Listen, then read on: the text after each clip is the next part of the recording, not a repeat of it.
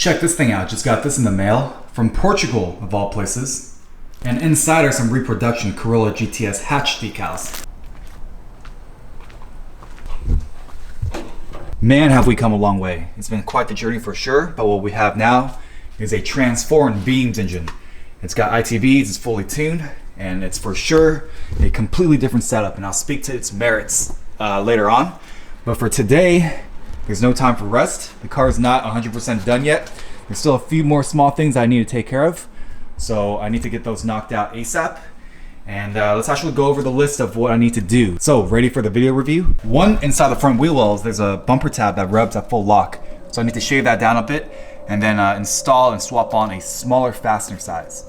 Two, the studs that come out of this trim over here for the rear fenders also rub the top of the rear wheels. So I need to get that ground down a bit more. I need to fix a GTS side decals on the driver's side for the 4th time. And to help me do that, I picked up 2 more decals from a dealership.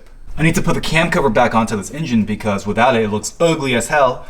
And also put the cap back onto the ECU box as well. The top nuts for the coilovers aren't completely tight, so I need to get that addressed. I noticed that the brake fluid in the reservoir is a little bit overfilled, so I need to get that drained out properly because that does not look safe. I need to clean up the excess wire in the front of the engine harness now that everything's hooked up and confirmed to be working. I need to fill in this extra hole that I drilled in the bumper with some epoxy in the time being. Apply the hatch decals. And what I'm looking forward to doing the most is swapping out this big JDM steering wheel. This thing has got to go. All right, let's get to it. Okay, so I have the front wheel off, and this bumper tab on the inside is the one that I was talking about. When the wheel is turned to full lock, it kind of rubs a little bit. So I already changed out the fastener to a smaller M5 fastener. And then I'm going to take this Dremel and grind down this tab a little bit more so it gives it a little bit more clearance. Okay, just finished slimming down the tab, and hopefully this is enough. And now I'm working on the rear. So I'm going to go ahead and try and clearance and grind down the stud length from these fender trims. I poke through and go into the fender.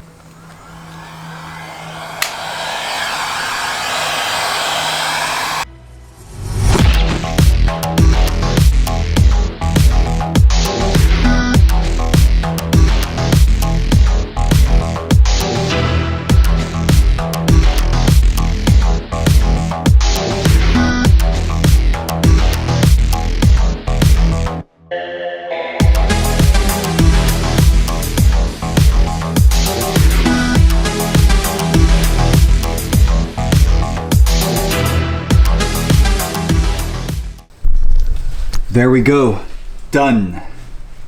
This one came out nice. So as you saw, I only reapplied just the GTS portion because that was the only thing that was messed up. The twin cam part was still fine. No bubbles, no creases.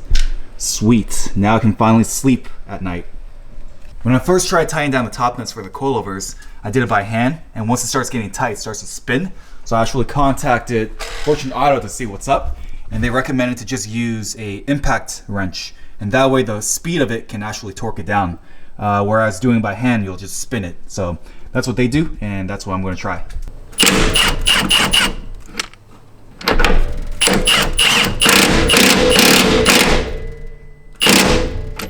When I first topped off the brake fluid, I went all the way up to the max line, but after using the brakes, it's a little bit higher than I'd like. So I'm going to sponge out some of the fluid just to drop it back a bit.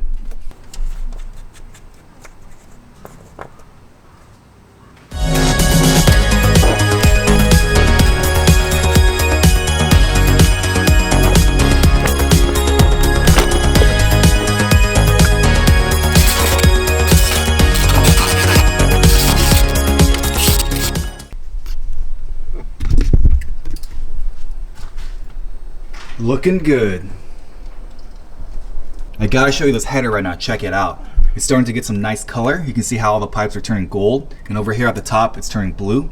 And this is all mainly from just a dyno session and the tuning. I dig it though, and to think that I almost covered this whole thing up with exhaust wrap.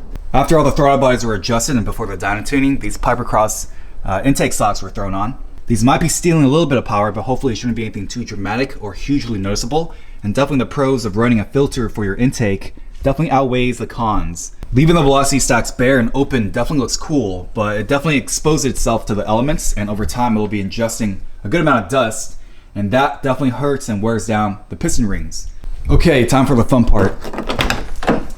I am going to remove and take off this JDM OEM steering wheel. As much as I like it, I like the way it looks and all that, but The one thing that I noticed right off the bat as soon as I was driving this home on my first drive was that this thing is just too big, and it's just too narrow of a girth for the grip. So it kind of gave the car too much of a boat-like feeling, and after all that work to refine the steering feel and remove all the play, this thing just doesn't do it justice. So it's gotta go. And for its replacement, I picked up this new Nardi Classic.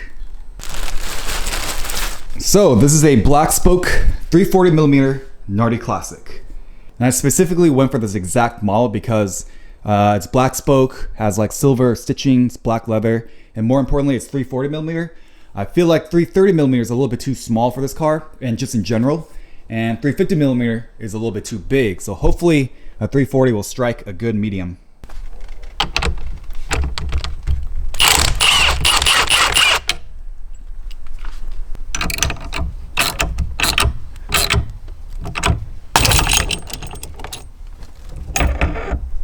And here's a quick side difference juxtaposition. Boat wheel, sports car wheel. I will of course be needing to install my Workspell hub. Here are the contents of the Workspell 521 hub kit. Got some hardware obviously to mount the steering wheel, center nut, some grease which I'll apply to the back side of this, and then some JDM instructions that I cannot read, but it's okay because I think I've done this enough times in my life where I don't need this. Hub on. Okay, here's a wheel on. I have the horn temporarily hooked up to see if it works, which it does. And I'm not gonna fully install it just yet with the trim ring and the horn because I wanna see if I like the depth. I might want it a little bit closer to me. So I'm gonna take it for a drive for a bit, and then if I want it closer to me, I'm gonna get a spacer, and then I'll install the trim ring and the horn. So the stay at Turbo Hoses was extremely productive, not just because they helped me get the car running again and tuned, but they also took care of a few minor details that were a huge pain in the ass for me. So that's a big relief. And one of them was actually I gave them the spoiler to install, and they got this thing on perfectly. Previously, I thought that the spoiler itself was warped because when I went to try to initially install it, there was a big gap here in the center. But as it turns out, I was just putting too much torque down on the fasteners when I was trying to mount it. And I must say, after looking at the spoiler just sitting off to the side on top of a box for so long, this is a detail that I've been looking forward to for sure. So it's the next day, and I actually drove this thing back home with me yesterday night. I wanted to try and put some miles on it, so I think I drove about maybe 60 or 70 miles. Everything went really well. This thing's a little bit loose though, I think, so I need to get a different size hose. It's a little bit too big, as you can see, it kind of leaks out. Here's another look at the header. But the real torture test was I actually went to a drive-thru at In-N-Out yesterday night and sat there for like half an hour, but nothing blew up, so I guess that's pretty solid. But yeah, here's a look at the car outside in the daylight. I haven't seen this sight in a long time.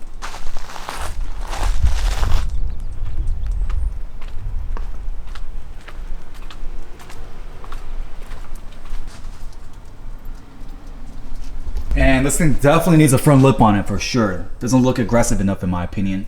And the whole thing just kind of looks a little bit incomplete. Blue, what do you think about the inside?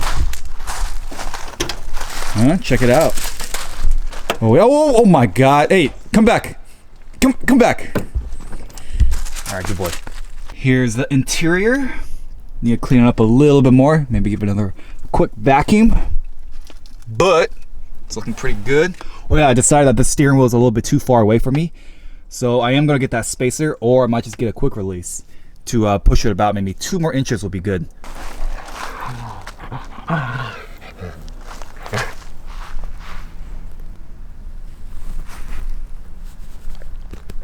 As you can see, it's a little bit filthy. But yeah, anyway, I have this car left out here because I want to work on installing the new hatch decals. So I want it kind of in the light.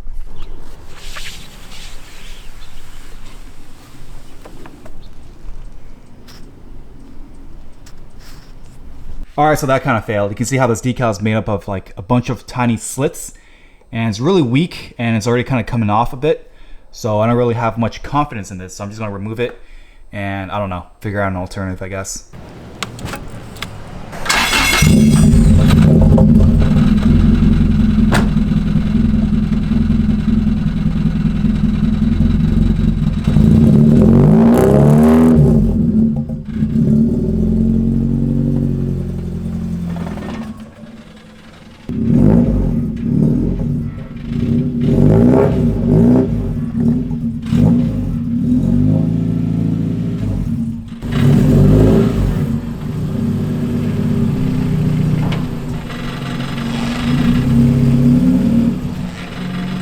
I am working on some fun wiring consolidation right now because of course the engine harness previously had a bunch of excess connectors to sensors that are no longer here.